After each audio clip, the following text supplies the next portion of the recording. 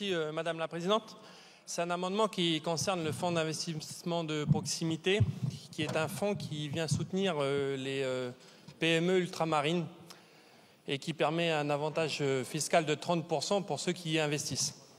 Ce que l'on propose à travers cet amendement, c'est de monter cet avantage fiscal à 50% pour la Nouvelle-Calédonie, compte tenu des émeutes qui ont eu lieu et compte tenu aujourd'hui du manque de confiance qu'ont les investisseurs dans la reconstruction de la Nouvelle-Calédonie. Donc on propose de donner un avantage au contribuable qui veut bien investir son argent en Nouvelle-Calédonie. Voilà. Je vous remercie Madame la Présidente.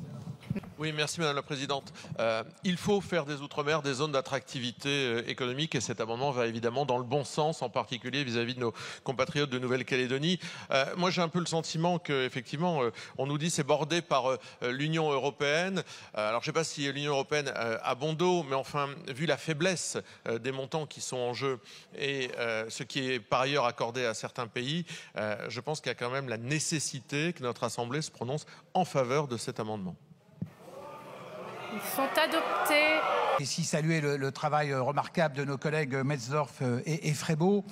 Maintenant, il y a un travail de l'inspection générale des finances sur cette niche fiscale en particulier qui met un peu en doute son efficacité. Et là, je proposais de baisser le seuil. Donc, si on ne peut pas... je vais retirer cet amendement parce que je ne voudrais pas qu'il crée de l'émotion, mais je voudrais qu'il y ait un engagement peut-être du gouvernement à travailler sur le contenu de cette niche et s'assurer qu'il n'y a pas de phénomène d'aubaine pour un certain nombre de nos concitoyens. Merci.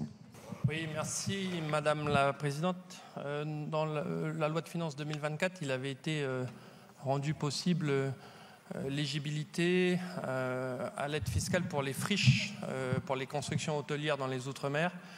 Cet amendement propose d'y inclure les friches suite aux destructions qui ont eu lieu en Nouvelle-Calédonie, c'est-à-dire de permettre une aide fiscale à un investisseur qui reprend une friche pour reconstruire à l'identique une entreprise ou dans un secteur qui correspond à l'éligibilité de ce qui est prévu par la loi de finances 2024.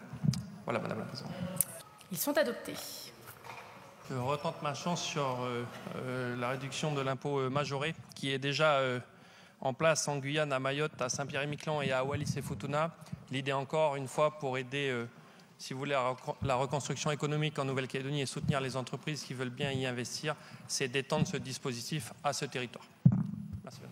Oui, le rapporteur général a probablement raison sur la finalité, mais au moins ce dispositif-là vole, contrairement au précédent sur IRPME, donc avis favorable comme je l'ai dit tout à l'heure. Ils sont adoptés.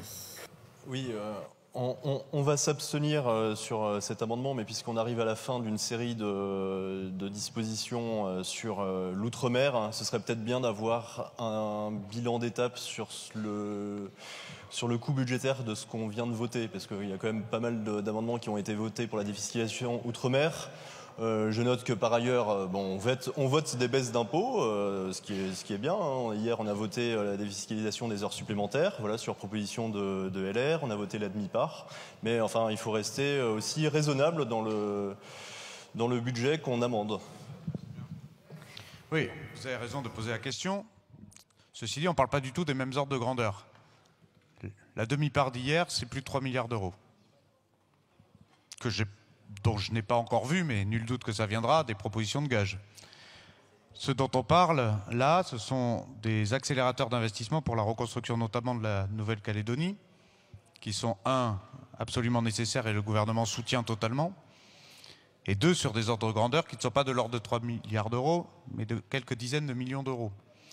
Et il faut à la fois savoir être raisonnable et responsable en termes de finances publiques, ce que l'amendement d'hier n'a pas été, et en même temps savoir mettre les priorités là où il le faut, et je crois que c'est important.